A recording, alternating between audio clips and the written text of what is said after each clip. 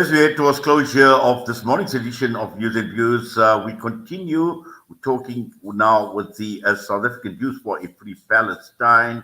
And we've heard about this initiative called the African Global Dialogue Initiative that is due to take place next week at Constitutional Hill. And social media has been abuzz with this particular event that is taking place, and we've seen a number of organizations come out slamming this event, and it does come at a time when this genocide is going to be for almost a year, for 1 year since October the 7th, and we've seen the South African BDS coalition also issuing a statement talking about this genocide-washing conference, and again, we've seen many other organizations that are affiliated to the SABDS coalition, which is the South African Youth for a Free Palestine as well, talking about it. And this is who we are talking to this morning. We're talking to Rina King from South African Youth for a Free Palestine. Rina, good morning to you, and welcome to the show. Good morning, and thanks very much for having me on the show.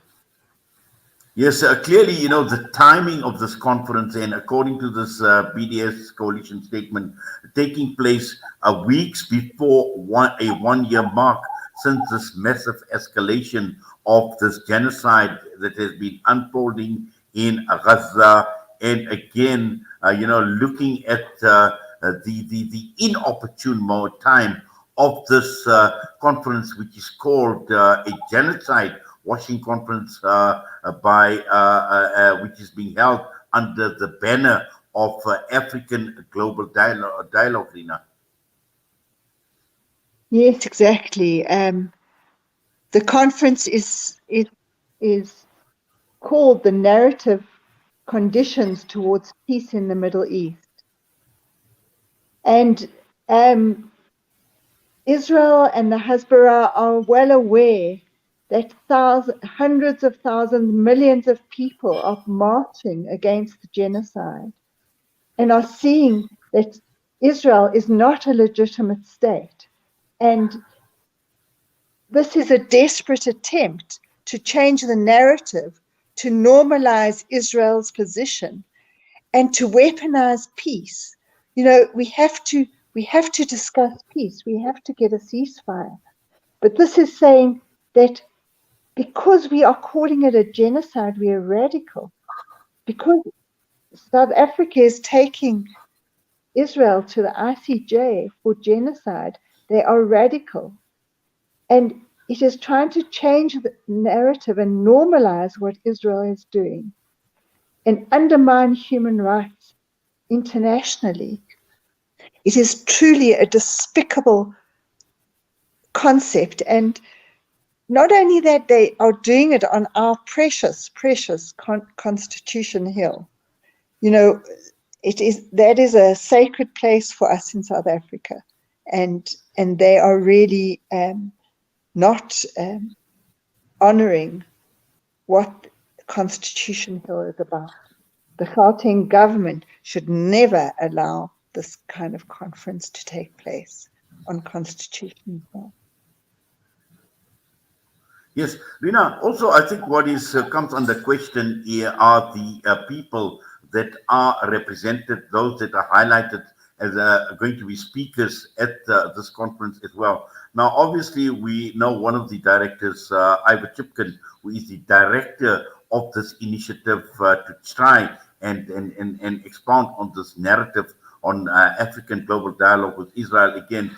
But, he obviously was very, very critical of the ICJ case, of South Africa taking the case to the ICJ. And again, we have this conflict in what this initiative aims to do versus the actions of people, of individuals and personalities who are going to be represented at this conference.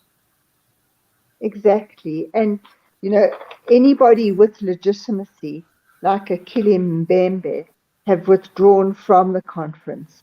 They withdrew 2 days ago.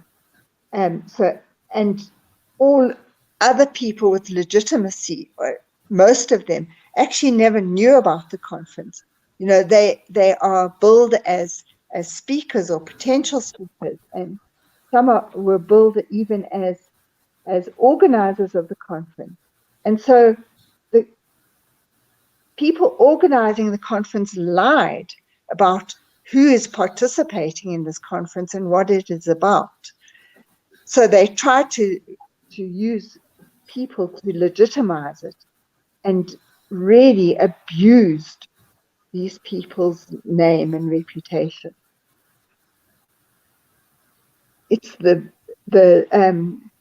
liberal Zionists, if you can have liberal racists, I'm not sure, but it's the liberal Zionists who are being billed at the conference, and basically they are trying to legitimize what Israel is doing, and also trying to portray us as radical because we are talking about a genocide. They're not dealing with what has been happening in Israel since the Nakba, since 1948. And although peace is a very real thing that we need to discuss, we have to deal with the Nakba. We have to look at refugees, the right of return. We have to actually have international law applied. This conference is billing international law as radical. This is what Israel and America are trying to do at the moment, is actually undermine international law. And we all actually under threat if this continues, because every human rights law has been violated, but none of this is acknowledged in the conference papers. We really need to get back to a place where we uphold international law and international human rights law. We're not asking for anything else. We're asking for the right of return. We're asking for the right of resistance as well. International law says Palestinians have a right of resistance. When Palestinians went on the Yes, marches of the Rina. no. Yes, Rina. Obviously, this comes at a time, and I think at Salam Media, we've just come out of a campaign. We had world-renowned journalist Yumna Al Said, who from Al Jazeera, from Gaza, and we took her around the country. And I see South African Jews for the Free Palestine were represented at the Cape Town event, together with people like the Reverend Alan Abusak. And we're talking about this initiative, talking about a narrative, but also a narrative at a time when Israel has been preventing journalists from going into Gaza, preventing them not only from reporting on the horrors of this genocide, but also looking at foreign journalists from covering what is happening in Gaza. And the question is, what does the state have to hide? How does it benefit from journalists not entering Gaza? And yet, outside of Israel, we have an organization like this trying to promote the narrative. Now, all of this actually put together, also coming at a very, very critical time when Israel is hell-bent on pushing the United States of America to pressure South Africa in withdrawing from the ICJ case. Exactly. And not only that, killing 172 journalists, targeting them within Gaza and within the West Bank. We all know about Shireen Abu Akleh. This is not a new thing that Israel is doing. And also they are portraying it as only this new radical government in Israel is the problem. What about the March of Return, where 36,000 people were injured marching? 223 people were killed and 8,800 injured, less than 18 years old. 46 less than. There's been a constant Nakba within Palestine, and this is not out of context of what Israel has been doing for the past 76 years. So you cannot just lifted out of the context and say, oh no, this is just the radical government of Israel today. The radical government of Israel today is just carrying on in a more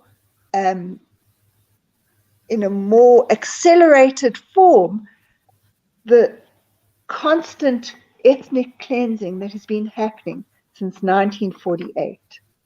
So we've got to look at the right of return. We've got to look at what Israel is doing in trying to erase the memory and culture of the Palestinian people, demolishing 12 universities. The Nazis did that. And nothing is actually put forward in this conference, in these conference papers, looking at the devastation and the genocide that is happening. Well, Rina, we're going to have to leave it at that. But I see, you mentioned about Constitution Hill and how important it is, and very, very important part of our history in South Africa. And I've seen the BDS coalition also talking about hoping that Constitution Hill will not allow this event to take place, and again call people to actually boycott the attempt to undermine the global campaign against genocide against the people of Palestine. So I'm sure over the next few days there's going to be a lot of pressure. And if they do let it go ahead, we call on everybody to come to Constitution Hill and protest this genocide, because this is just promoting the genocide even further. And well, thank you for that, Rina. We definitely will follow developments, but for now, we thank you for taking time out and joining us on Salam Media this morning. All the best to you. Thanks. Rina King from South African Jews for a Free Palestine with us this morning against the statement issued by the BDS coalition and also South African Jews for a Free Palestine. Their thoughts on this initiative of this to change this narrative, African Global Dialogue initiative that is set to take place on the 18th and 19th of from the 18th to the 20th of September. And let us just watch the space what happens next week, and particularly with regard to Constitution Hill. And as Rina mentioned, if Constitution Hill goes ahead with allowing this conference to take place there are going to be protests. So we definitely will be following these developments. But with that, I'm going to be signing off. It's been an absolute pleasure being with you once again this morning on News and Views right here on Salam Media. Have yourself a great Jummah, inshallah, and also a wonderful weekend. Assalamu alaikum wa rahmatullahi wa barakatuh.